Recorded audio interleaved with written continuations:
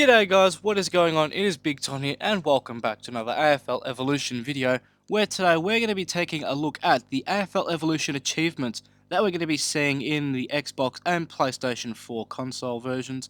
Now there's quite a few achievements here, so we're going to go through them one by one and analyze them and see how we can go about achieving it.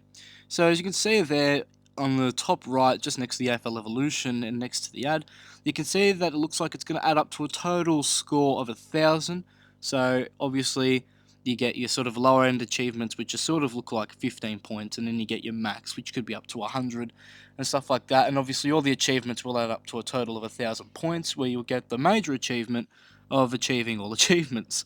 So we'll get started. You see there, our first one, we've got cannot separate them. So obviously if you have a draw, in any match or any game mode, it's going to be counted and you'll get that achievement, so that's going to be worth 15 points, and so that's good stuff there.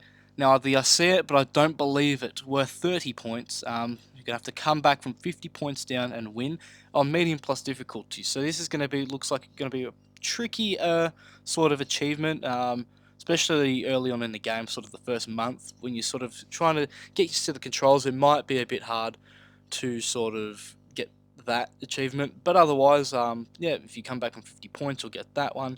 So on a string, so if you can get a player over 40 disposals in any game mode, you're going to get that achievement. It's going to be worth 15 points.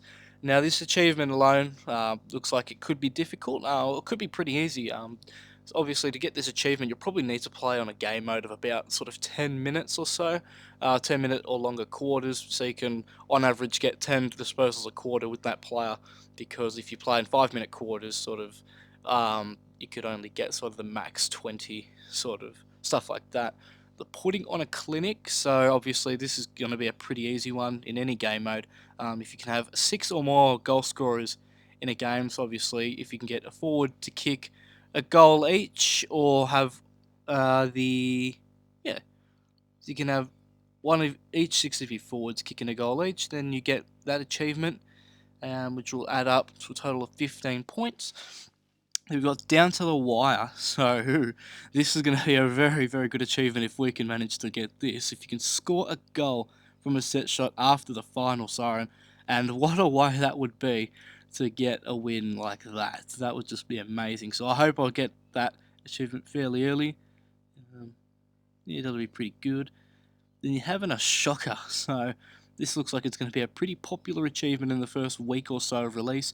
You're going to be kicking the ball out on the full 3 times in a match, so again, sort of just getting used to those controls.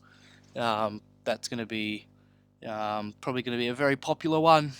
You've got Tackle Fest, if you can perform more than 50 tackles in a game, which probably will be achieved fairly easily, and as you can probably tell with all these 15-point sort of gamer points that you can get with each achievement, they're obviously going to be the easiest ones to go and get, so that's good stuff there.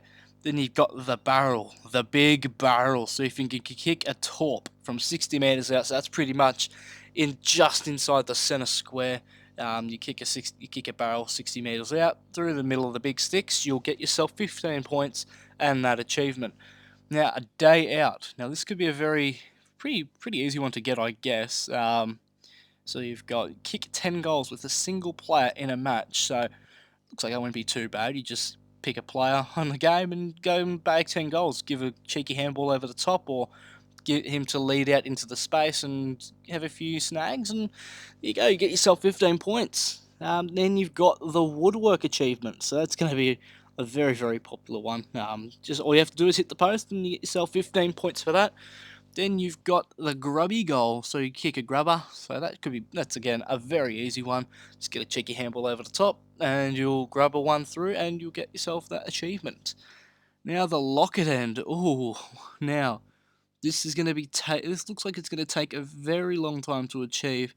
So I'm not sure if it's kick 1360 goals throughout the entire game, or how that's going to work. I think that's how it's going to work. If you just kick 1,360 goals in the game, then you get yourself the locket and achievement. So that should take a while to get, but there you go. Then you've got the Indigenous achievement. So this is a brand new one, and never to be seen before in AFL games. If you can play a match with AFL Indigenous jersey, then you'll get the Indigenous achievement. Now, I'm looking forward to playing some of the Indigenous jerseys. I just hope some of the teams that didn't have sponsors do have them now, because it just would add to the overall gameplay experience and would just look good. Now the coast to coast kick in. Now I remember, I think this was an achievement in AFL Live 1. I think it was one of the first few I ever got, the coast to coast. So obviously, from the kick in, you just chip the ball around or just gun it long, get marks, handball it off, and have a shot, and you'll get yourself a coast to coast achievement. Now, the complete player, you complete a total of 200 match objectives. So, as we've seen in previous gameplay clips in the pause menu, you've got the match objectives option in the pause menu of a game. So, obviously, if you can complete 200 of those match objectives, you get the complete player achievement and 15 points to add up to your overall sort of tally within AFL Evolution. Then you've got the single-minded achievement, which will be to complete all of your match objectives during a match. So obviously, if it's like, okay, complete 5 tackles, kick 15 goals on this and that, if you can meet those, you're going to get yourself 15 points and the achievement. The Premiership Quarter. Now, this could be a pretty hard one to get. Come from behind to lead at the end of the third quarter in an AFL Grand Final. Now, that could be a pretty hard one. So, how you could probably go about that in the first quarter, go and probably let the opposition kick 5 or so goals on you, and then half time, and then obviously come back at the third quarter time and grab the lead back, and then you've got yourself a Premiership quarter. You've got local heroes, win a VFL Premiership. Yep, nice and easy. Probably going to have to do that during a career mode with a player, maybe. The footy is back. Now, this is a new achievement. Complete the JLT Community Series. So, obviously, in a career mode, you're going to be doing JLT Community Series to kick off proceedings for the season. So, that's going to be a very popular achievement and probably one of the first ones you'd get. Now, one game at a time, win an AFL Premiership. So, I think that's going to be a grand final day achievement. So, if you can just win the Premiership after a big long season, you're going to get yourself this achievement, which will add another 15 points to your tally and add to the many achievements to be earned. Now, back to the drawing board. So, if you lose an AFL Grand Final, first of all, that'll be pretty heartbreaking for the player. And then, obviously, you probably have to sacrifice a game just so you can get this achievement in general. So, I'll probably do that in offline mode because I wouldn't want to do it in career. The silverware. Now, this is going to be a hard one to get. In competition, win every competition trophy on hard difficulty plus. So, obviously, you've got your JLT, you've got your AFL Premiership, probably VFL. I'm not sure if International Cup will count, or TAC or anything like that. But there's that achievement, and it's going to be worth 65 points. So, it's one of the top end achievements that can be earned in the game, and it's going to be one that could take a little while but will be good to earn. Then you've got total domination, so you finish on top of the ladder with no losses. So you go through the season undefeated, you get yourself total domination and 30 points, and you have to do that on a hard plus difficulty, so probably hard legend or world mode, whatever modes have got. That should be nice and easy, hopefully.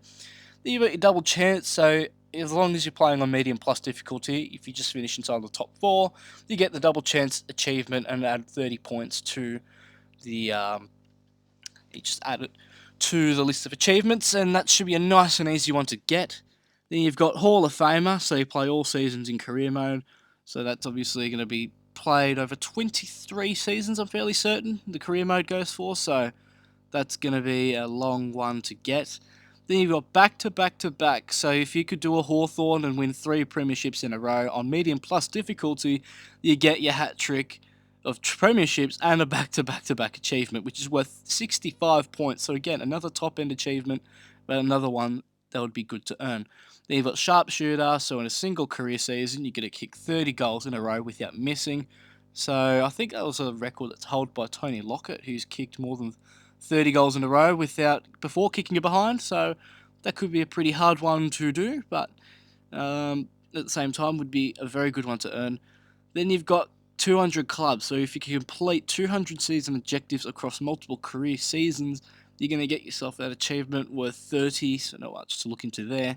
You've got cream of the crop, so if you do a coaching career and you have a footballer achieve a 95 overall rating, you're going to get yourself cream of the crop. So obviously you've just drafted an absolute talent, you've built him up over the years of career mode, and you got himself to be one of the best players in the game. You're going to get this achievement worth 15 points. Then you've got the Chaz. So if you're in the coaching career, if your player on the team wins the Brownlow medal on medium plus difficulty, you get the CHAS Brownlow medal, and that would be a very good award to win, and it's going to be worth 30 points, and just an achievement that I really want to get nice and early, just so I can get out of the way and do the more harder ones. Then you've got a one-team player, so if you retire after playing your whole pro career at one AFL club, you get yourself a nice little one-team player achievement, which is something I'll probably end up doing. You've got the kid has potential, so in a pro career, win the NAB Rising Star. So obviously, if you're going to be going through the TAC Cup, you go and do go on and win the NAB Rising Star, or sorry, not the TOC Cup, in the AFL. If you've been drafted to the club and you win the NAB Rising Star award, you get the potential achievement here, and that adds 15 points to your career mode. Then you've got best on ground. So in the pro career, if you have your player win the Norm Smith in the grand final, so your player wins the best on ground, you get the best on ground award, and it's going to be a very good one to earn, 30 points, and that's all pretty good stuff there. And you've got rookie choice, so in your pro career, create a rookie and play a match, nice and easy. Are you experienced? In pro career, play a match as a listed player. So obviously I think it's going to be going through any of the 18 or AFL teams, so it could be something like that. Then you've got the big league. Then you can go in the pro career, accept a contract offer to play in the AFL. So you've just won you've probably gone through, been best player in the TAC. Then you get the offers starting to roll in, and then obviously you say you pick, I don't know, GWS, you get this achievement. So that'll be a good one to get. You get leadership group. So in your Be a Pro career mode, if you become captain of your club on a medium plus difficulty, then you will get the leadership group achievement. So that'll be quite cool. Then you've got learning the ropes. So you reach level 5 as a rookie pro career player. So yeah, that'd be nice and cool to get. Then you got ball sense, so you reach level 15 as a pro career player, so by then you're hopefully in the AFL, in the established 22, and going through being really good.